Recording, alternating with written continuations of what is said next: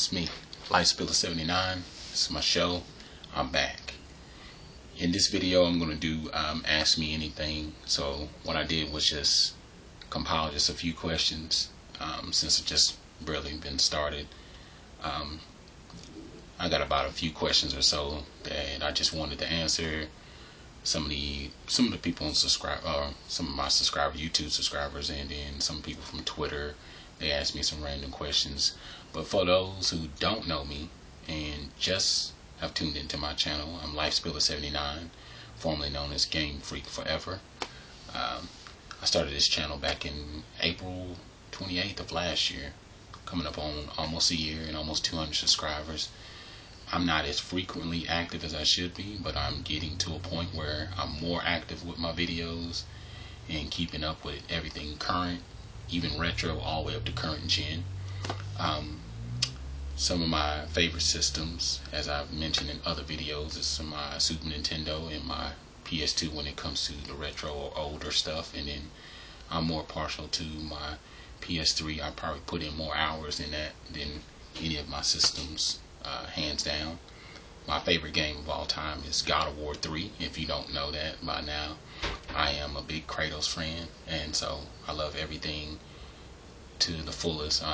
But I have become more diverse with my thinking, as far as more open-minded to criticism of games that I love and like. And with having a YouTube channel, you grow to learn to have tough skin.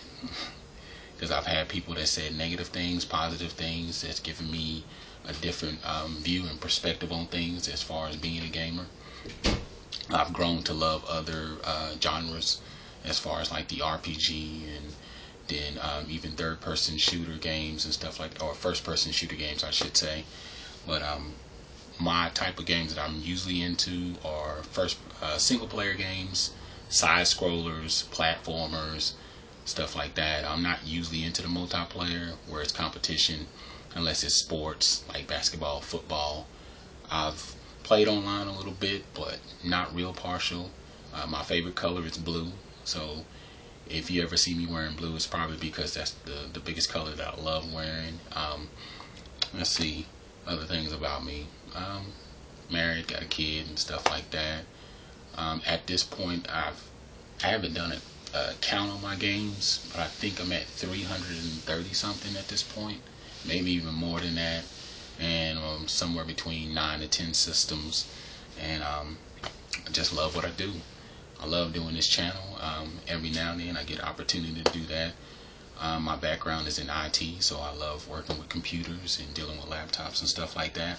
So this is just going to be about getting to know me and what's going on and just keeping you guys current. And anyway, let me get to some of the questions. First question comes from Ann Sue. I'm going to say Ann Susky. I think it's Susky. The lights are so bright in my eyes, I'm trying to see it. She asked me a question, and she always asks me the same question every time. Why don't you smile in your videos? Well, the reason why I don't smile in my videos, one, I don't have no audience to feed off of. I tend to be jokeful, and I like to feed off the laughter of others, but I just have to sit here and just remember to smile, which is not always an easy thing to do, especially when you're just staring at a camera and you're staring at a bunch of lights. One day I'm going to show you guys, when I get a better camera, I'm going to show you guys how everything looks, and you're going to be blown away.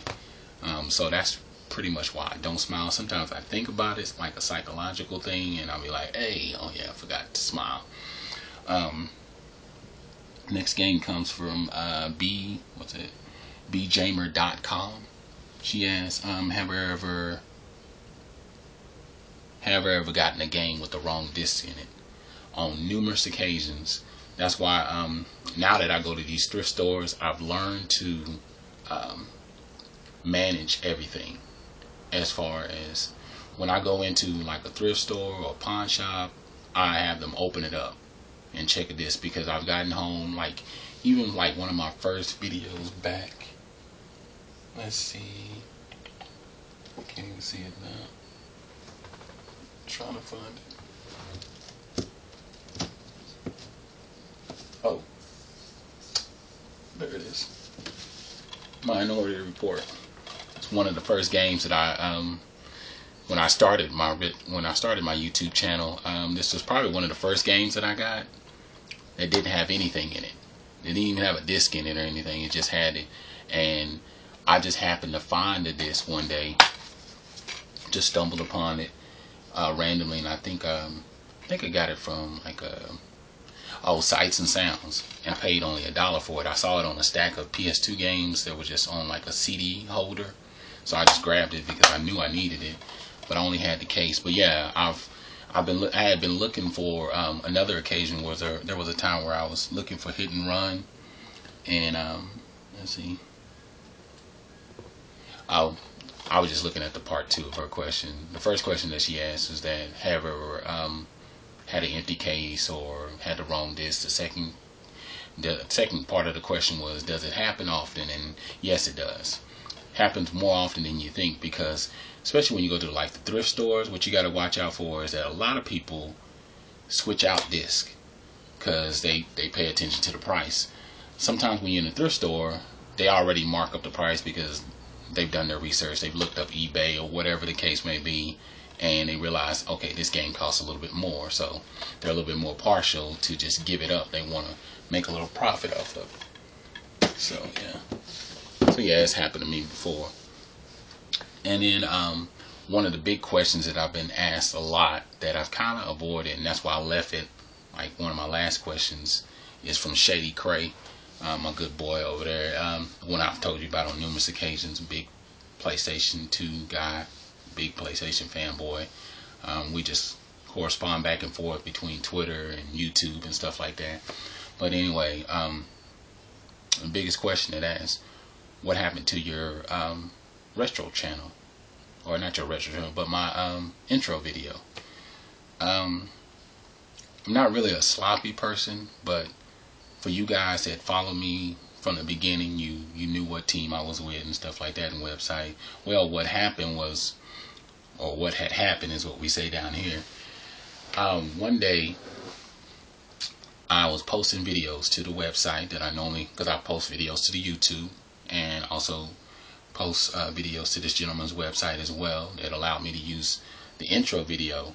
And I started noticing that all my videos that I kept posting, because see, they were only pinned for like a day or two, and then they would automatically go back. I mean, they would automatically post to the website. I think he had to do the approval or something like that. So I would post a video and didn't think much of it, and I posted another video, and I would go frequently or often, I would go back and check, make sure that my videos are posting to the site, because he gave me all this information to go by, passwords and everything, particular setup and all that whatnot to do. And I was setting all that up, and I would post my videos on his site, and then I started noticing that the videos, when I would look in the pending section, my videos started to pile up. So I emailed him, because we would correspond regularly. Wasn't no big deal, just normal stuff. So I'm just doing that, and didn't respond back. I emailed again, didn't respond back. Emailed the third time, didn't respond back. So then I waited a little while and started posting videos, and I even checked for other people that work with YouTube, or as far as post their videos on YouTube and then post their videos on his site. It wasn't happening. So I just came to my own conclusion that I guess ties are cut. I look at it like this: people in your life for a reason, for a season, or for a lifetime. And I think just for a season, we were just supposed to meet up, which was perfect, because there was other people that end up getting introduced to my channel through him, and so I don't look at it as a loss. Some people got pissed off, and they were upset about it. They were like, man, you got did dirty and stuff like that, and that shit wasn't right, and it was fucked up. And I was like, well, I didn't look at it as a bad thing. I just looked at it as it just happened. So I don't, if you're not in my life, you're not in my life for a reason, so I don't even think about it too much. But yeah, that's what ended up happening with the video. And shortly after, corresponding with some of my other Twitter friends and stuff like that, found out another YouTuber, he went through the same experience with the same website. So anyway, one of my good friends, Dave Clark, who I always talk about, he the one that hooked me up with the nice intro video, so I just posted it. But those are my questions right now. This is just the beginning of my little series of Ask Lifespiller anything or whatever. So this will be the first one of many, hopefully. And maybe you guys will start posting and asking me plenty of questions so I can extend the video out and stuff like that. But anyway, my gamer thoughts or what's currently going on with me. I'm in the middle of playing 3 games. I'm playing let's see, Duke Nukem Forever. The game is garbage. There's a lot of glitches, but only for $3.50. I just looked at it like there's no loss in it. I've gotten stuck on numerous occasions because there's no directions or anything like that. You just kind of have to use your own navigational skills and stuff like that to get through the game. So I'm maybe a quarter of the way or halfway through the game, so I'm just playing that for fun. Game I just got done playing just a minute ago was Manhunt 2. I actually beat that game when I had it on PSP, but I got it for the PS2, and I'm making my way through it. What the hell is that? There it is. So here it is. Enjoying that right now. It's pretty good. And one of the big games that I got that I'm excited about, that I told you was my #1 most anticipated game of the year, I had to get it, was BioShock Infinite. Got all my little coupons and stuff like that. Got my booklet in there. And this game is pretty good. There's a lot of mixed reviews on it. For the most part, I'm enjoying the game.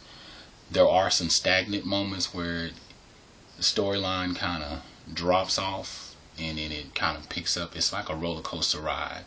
It's a good ride in a sense, and then it's a bad ride because there's times where, you know how the momentum of the game can just shift at any time, where your adrenaline is just rushing with excitement and joy. That's how I felt at the beginning, and then somewhere in the middle it kind of dropped off and I don't feel as strong about the game, and then it started to pick back up.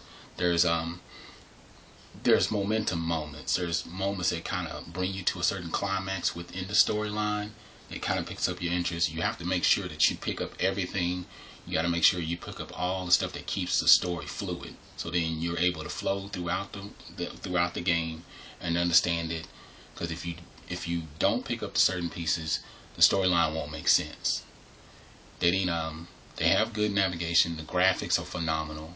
I've already expected that with the trailers and all the little hoopla, but there's some drop offs. It's not what I expected, but I did enjoy the game, and I know that I'm probably about 75% done with the game. I'm probably coming to an end. I'm a type of person, I like to thoroughly enjoy a video game. Meaning, the first time through, I'm going to take in every single fiber of the game as much as possible. And then the second run, I'm just going to go through it and look for things that I probably didn't see the first time. More of an enjoyment. Not that I don't enjoy it the first time, but the graphics, the gameplay, the storyline, it's fun, it's phenomenal. I would give it somewhere between an 8.5 and a 9, because it's not every, I think more of an anticipation was on the game than what came out of the game. And it just brings me to, this conversation could spiral in many directions. It's just like, I guess the first thoughts in my head is that it's one of those things where the gamers or the developers are not meeting the level of expectation. It's like, we've already been here, now we want to go here, and it's like they waver in between those two plateaus. So it's like you've already been here. It's like you've already tasted chocolate cake. Now you want to taste something more phenomenal than just chocolate cake. Maybe a different flavor that's never been created. Well, they try to get there to the next level, and it just seems like they're stuck somewhere in between those two positions. I don't know if that makes sense to you. It makes sense to me, but those are my gamer thoughts, and those are some of the questions that I could just think of, that I could pull out and just answer right off the top of the bat. But if you have any more questions, hit me up on Twitter, hit me up on Facebook, leave me a direct message, email me or whatever. Other than that, my name is Lifespiller79, and I'm out.